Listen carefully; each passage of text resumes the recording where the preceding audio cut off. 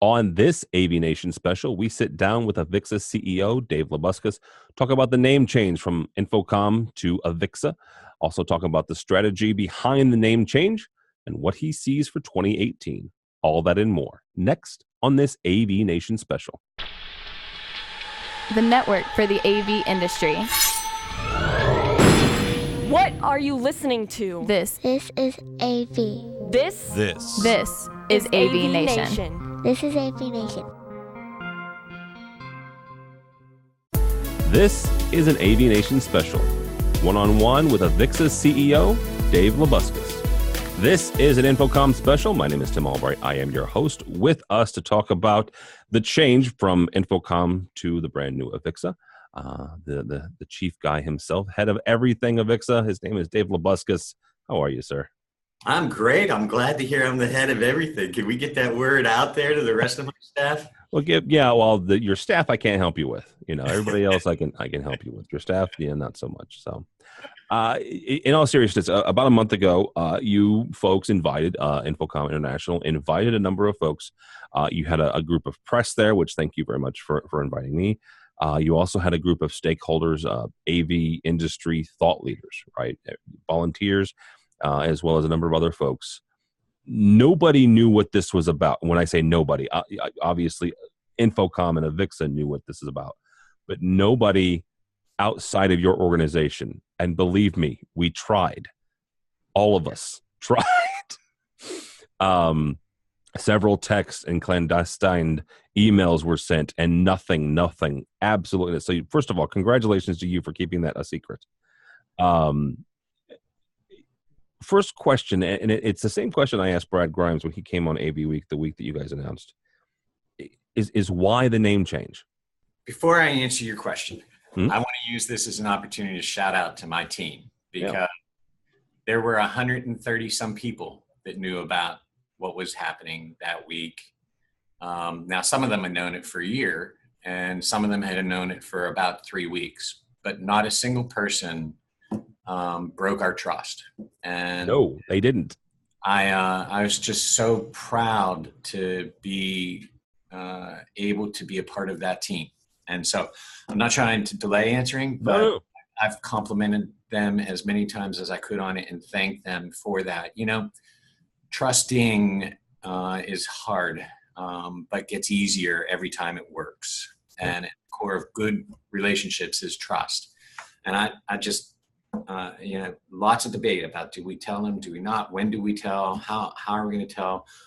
We were ready with talking points and everything else if the word did get out, but I think it was better for everybody that it didn't. It enabled us to be able to try to explain the story in the most effective way, which leads me to answering your real question. One of the social media tweets after the fact, I want to say it was Jennifer Davis, said, you change your brand when you look at your brand and you look in the mirror and you see a big difference. Yep. And I loved that answer. First of all, it was far more succinct than any answer I've ever given to a question in my life. Secondly, I think it personalizes what brand is about. Brand is not the visual colors. Brand is not the identity there. Brand is your identity. And in life and in business, when the who you want to be is different than who you present yourself as, you need to fix that. And that in our case, we were really proud of who we were and who we were becoming. So we weren't going to fix that by stopping that advancement. We weren't going to fix that by giving up on the aspiration of AVIXA. So the way to bring those into alignment was AVIXA. It's who we are. It's the audiovisual industry. It's an integrated experience, and it's an association. Each one of those syllables, if you will, resonates authentically with me. And when people hear the message and they think about it, they can't deny it. They know that it is the authentic identity that we need to have as an industry moving forward. Well, let's go through that, because I just used the word AVIXA, and I should have defined it, because you're right. It is an acronym, the Audio Visual and Integrated Experience Association, AVIXA. You said in the presentation that you didn't set out to change your name. What did you guys set out to do then? I wanted a more modern looking PowerPoint template. Oh, geez. If that's all it took, I mean, I'm sure there are several templates I can download for you. I'm not very good at PowerPoint, but I'm certain I could have come up with one for you. Well, I should have asked you for it instead. You should have. Forget Goldstein. You know, I didn't feel like InfoComm's visual presence reflected the excitement of our industry. And granted, I was spoiled. I had come to InfoComm from nearly 15 years in the architectural and design community, which is all about graphic presentation and visual identity. And, you know, the not-for-profit association industry isn't necessarily that, although I think there's great evolution taking place in that all around associations. I just wanted, the initial outset of it was, I want us to be more exciting, and the appeal that we make with our brand and with our graphics. The challenge became that it was hard to make InfoComm as an association look and stand on its own identity as something more than, and yet a part of InfoComm, the trade shows. Okay. And or InfoComm, the trade shows being a part of the association. Because I also don't bifurcate those two. A lot of associations look at their trade shows as a way to make money to then spend on all the stuff the association does. They certainly are revenue generators, but they also are a key part of our mission in acting as a catalyst for market growth and being a hub for the AV community.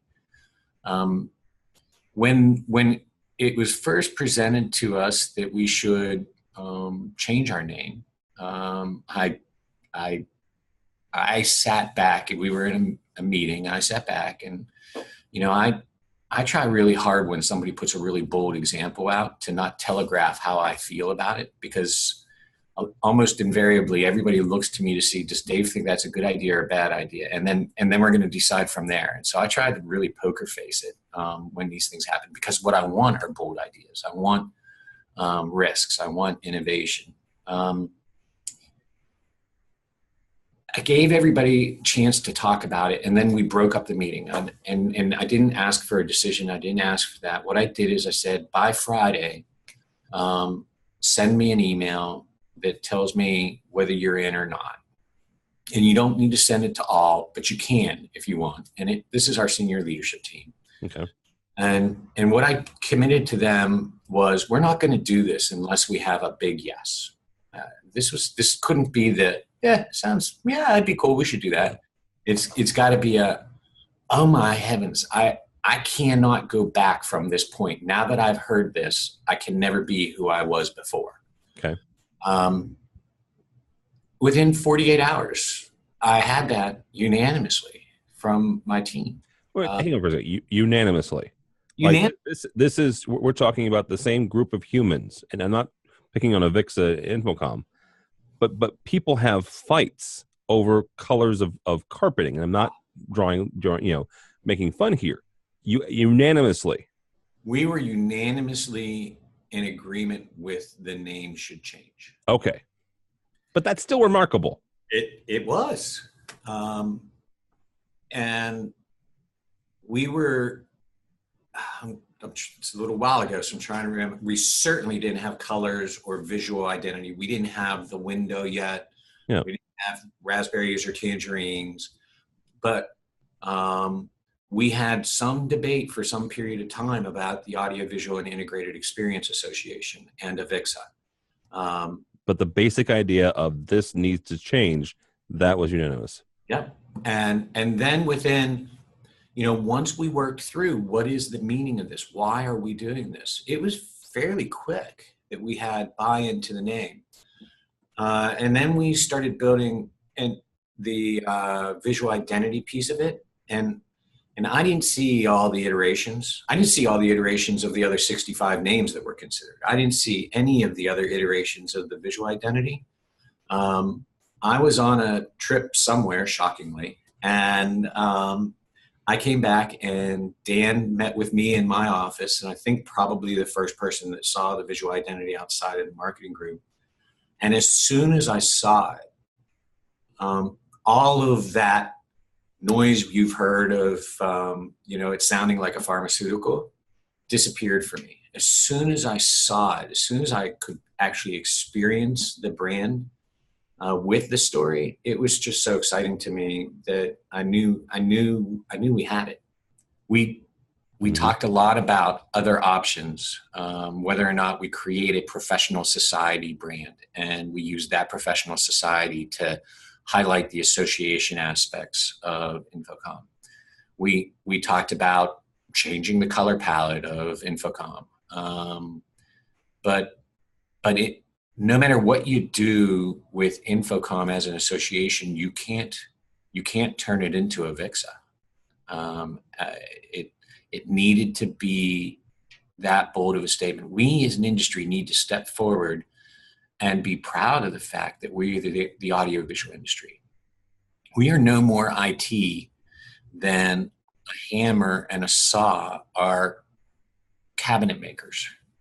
They are tools that you absolutely must have and are essential to creating the art as an artisan, and using them effectively and designing better and greater tools for that absolutely contribute to that art.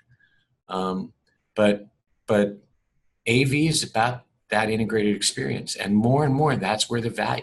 I hear it anecdotally everywhere I talk about how our integration members, our integrators, are redefining their value relationship with their customers. Jillian Phillips, our president-elect, made a fantastic statement in the post-launch about how an informed, engaged customer that gets the level of complexity and investment required to create the experience and the outcomes that are generated by those experiences will spend a boatload more money without blinking an eye. That's a good business model. Anytime you can get your customers to spend a boatload more money, things are good. It is, and it's. I would say Julian is unique for a whole lot of people have used a lot of words. It's a whole lot of reasons. Well, I'm trying to keep the show PG. I would say he's unique in integrators, and maybe Whitlock's also unique. There is a camp that I have talked to, and this is way before AVIXA, that sometimes see the inclusion of what they deem end users in areas that they previously were not, let's say 15, 20 years ago, as a bad thing, as an encroachment, right? And the conversations that I had, and I have a unique experience. Everybody has a unique experience, but I used to be a tech manager, right? My introduction into the world of audiovisual was as a tech manager. I was that end user, right? And it wasn't necessarily my education through InfoComm that got me, a little bit more than probably what some of these integrators would deem comfortable for them. It was manufacturers who were starting to reach out and provide education and to provide certification. And then the CTS came along. And as an association, you started certifying not just integrators and their employees and their techs, but also tech managers and folks who thought it was important for them and their career and where they were to get more information. So how do you bring along the folks that don't have the mindset of Julian, that an educated customer is the best deal? Some of them you won't. Okay. Right. And that makes me sad, almost literally makes me sad. That I don't know that I can actually. I don't know that AVIXA can. I think the market can though, and I think the market will. I think ultimately market forces drive successful business. I think capitalism works. Yeah. So if you're competing with an integrator that is selling on value, and you see that integrator is getting work from your customers and is growing their business and enjoying higher margins, you're going to tend to try to look at what are they doing. If you are looking to innovate your company, you're going to try very hard to identify what are the needs that my potential customers have that are not fulfilled, and how can I fulfill them, and how can I convince them that I'll fulfill them. So that's the role AVIXA has, is to try to put spotlight on that, to try and provide that education and that training, and to provide the support to help you change the conversation when you're having that conversation with a potential buyer. I'm spending 25% of my time, I bet these days, going to industry events in other vertical markets that have nothing to do with AV. So non-AV industry events. Correct. I was at an event in New York City yesterday that was predominantly attended by financial institutions. I'm speaking at the American Bankers Association next week. I spoke and led a panel with volunteers at a panel for the International Retail Design Conference in New Orleans a couple weeks ago. At Boutique Design New York, which is the hospitality industry's InfoComm for hospitality designers. And we're taking the message to those places and using people that are part of those communities to help amplify the message that AV will make a difference in your project. And here's how you can get to talented professionals in the audiovisual industry. That's what we can do. We can do all of that. And if I do enough of that, then there's going to be hungry potential buyers out there that Tom, the integrator, or Joe, the integrator, any apologies to Tom or Joe, because I know a lot of you, that not enough Mary Jane, the integrator, they're going to look at it and say, holy cow, there's like 30 hungry customers here but they're only hungry for integrated experiences and for outcomes and solutions. Well, how can I give those? Well, wait, that's what AVIXA has been talking about for a while. Let me go back on the webpage and see if I can find a white paper and use that as part of my pitch. It's convoluted, I know, but how else does a small association change a $180 billion industry? Well, here's the thing. I'm not going to put words in your mouth. You can totally correct me on this. This feels like, and the fact that the integrated experience is dead center of this new name. Your first strategic plan as CEO of InfoComm, when it was called InfoComm, made an exceptional experience a keystone, I would say. The exceptional experience is a phrase that you yourself and InfoComm and AVIXA have been talking about for 3 or 4 years now. I can't believe that that's an accident. I'm not saying that was strategic in your first strategic plan. That was a very clumsy way of saying that. But it seems almost like a very natural evolution from, Dave Labuskes' first strategic plan talked about the exceptional experience, and the second one was an evolution of the first strategic plan with this name front and center, this phrase front and center, integrated experience. Do you see it that way? Do you see it as an evolution of basically your tenure as CEO? Well, yeah, but I don't want to take credit for it. I'll take blame. No, because you weren't. I mean, you didn't sit in a dark room by yourself. Coming up with this plan. You had help. You have a board, and you have senior leadership. It is the board's plan, and we are blessed with an extraordinary board that just keeps getting better. That I just was meeting with our new employees. We have a new employee luncheon with me every quarter, and I used the phrase "talent attracts talent," and I fundamentally believe that the way you build an organization is you bring in as many talented people as you can, and then you make sure they're happy, and they'll bring in all of their talented friends, because talented people have talented friends. Yeah. Our board is absolutely a reflection of that. That the more talent that we attract to the board from the industry, the more talent that's willing to participate in the board and that gets excited about the board and then gains benefit from the board. And so the board, and there's a lot of stability in the board. So there are people that are on the board today as officers that were in the room in Chicago when we agreed to the exceptional experience being a pillar of that strategic plan. I think it's also, the irony is that the exceptional experience was as aspirational as it sounds, that was a defensive posturing, actually. I mean, the thinking behind exceptional experience was our industry is being commoditized. What we do and bring value with is coming out of boxes and is moving to put it on the wall and it works. And the work of the integrator is going away, and people are satisfied with MP3 compression, so they don't care about the quality of the audio. And full uncompressed video doesn't matter to a FaceTime generation.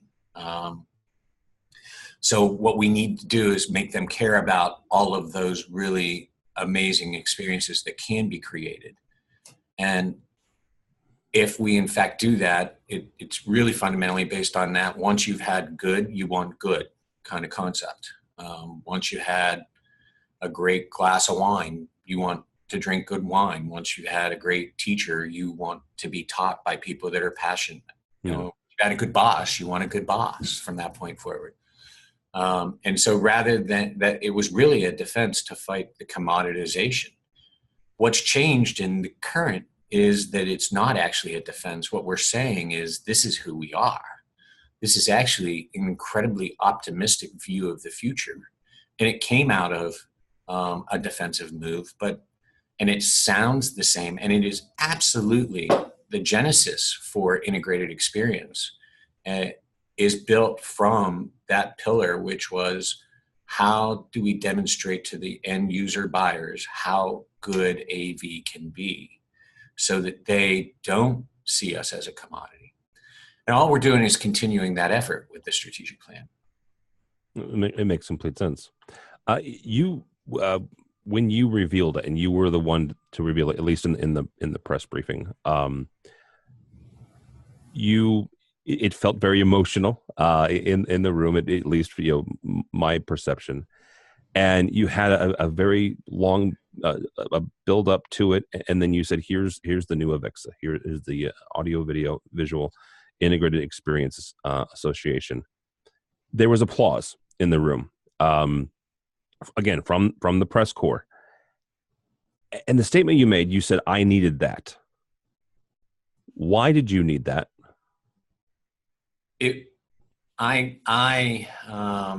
People often ask me in these public environments. I get it a lot at the InfoComm shows. Like, Dave, how do you have the energy to be at every one of these tweet ups and receptions and meetings and do these interviews? And I half joke that I'm an energy vampire. But I draw on the energy of the people around me and get excited by it, and feel like if I have presented a message that people are excited about, then I've fulfilled my obligation as the CEO of AVIXA. From the outset, the genuine, I know it sounds like a good soundbite, but the worst reaction, the reaction I feared the most was everybody going, "Yeah, okay." So maybe that's why I needed it. I know part of it was just a joke, like that was a way, and I could sort of go like, "Whew, I needed that." Yeah. But I mean, it was awesome to have a room of 25 journalists actually applaud. I mean, you don't get that, right? No, you don't. In fact, you guys are trained really long and hard to not actually demonstrate any emotion, right? So it was an affirmation from a core group of our industry that knows it better probably than any other 20 people in a room or 30 people in a room. So it was an affirmation. That's what it is. Oh, it's a fair answer. As we wrap up here, we're winding down the year, and we're gearing up for 2018. We're gearing up for ISE. You're gearing up for ISE. You and I both still have a number of flights to take between here and there. Give me a forecast, not just for the industry, because you guys just released a very nice financial report, global financial report. But what does the next 12 months look like for AVIXA? It's a lot of hard work. I don't have all of the visibility into that. We are literally, I've spent 3 hours in a budget meeting on Tuesday. And, we're, like probably everybody that listens to your show, you have multiple drafts of budgets until you can get them to a point where you actually have a sustainable business. Yep. Especially in a nonprofit association where you want to do everything and there's only so much money. So you end up, this process is picking where do we allocate and concentrate our resources? Where can we do the most with what we're going to spend?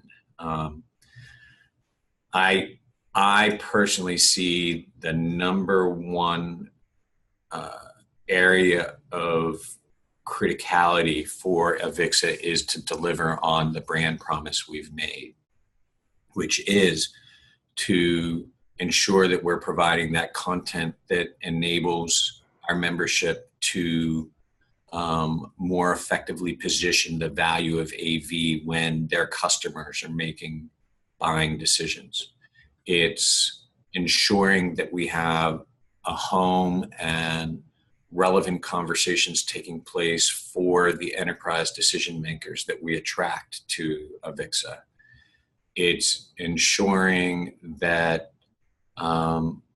we create environments where those people and our current members are in the same room, whether that's a physical or virtual room, and having conversations with each other and saying, I never really saw it that way. Well, what if I did this for you? Would that work? Absolutely. I'd pay you for that all day long. Those types of conversations.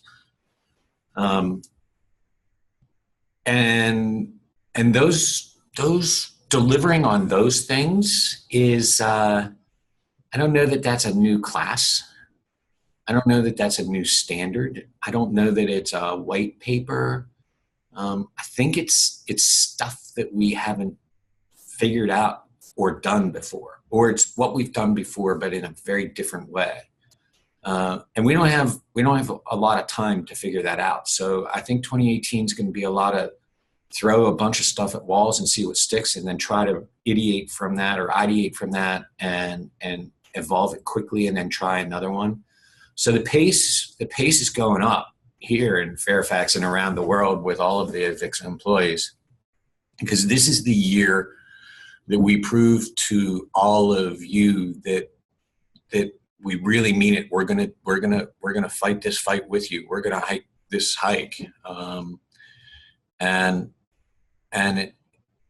no matter how exhausting it gets, we're gonna be here, supporting and trying to cut the path. We, of course, will continue to invest in the certification program. That's going through an ANSI audit, so that we can remain ISO ANSI accredited in 2018. We're going to continue. I think the standards committee has really refocused their efforts on the types of standards that are going to be most relevant. Really excited about our first best practices, or one of our first best practices documents is coming out very shortly with regards to cybersecurity and networked AV systems. It's a huge issue. Yeah, huge monster issue. We have the new membership model that'll be available as of January 18 that should address, one, making sure we have a home for this new audience we attract, but two, create more effectively aligned membership value for our current membership. Trade show is going to be bigger and better. I'm super excited about that. The type of content that we're looking at, Tide will continue. So this is what's fun, is that the things that are working will continue. The message that we are pushing out there isn't that different than it was, like as you mentioned, for the last number of years. But we have a vehicle and an identity that makes it just so much easier to connect the message to the identity. Yeah, absolutely. All right, that's the last good word. Thank you so much, AVIXA CEO, Mr. Dave Labuskes. Thank you, sir. Thank you, sir. It's always a pleasure. How do people find you and or AVIXA if they are so inclined? www.avixa.org. I tweet as @DavidLabuskes, and I actually can be reached at dlabuskes@avixa.org. All right, very good. Dave Labuskes, CEO of AVIXA. My name is Tim Albright. For more information about us, you can find us at AVNation.tv. AVNation.tv. You'll find this program and a host of others. Thank you so much for listening. Thank you so much for watching. This has been an AVNation special.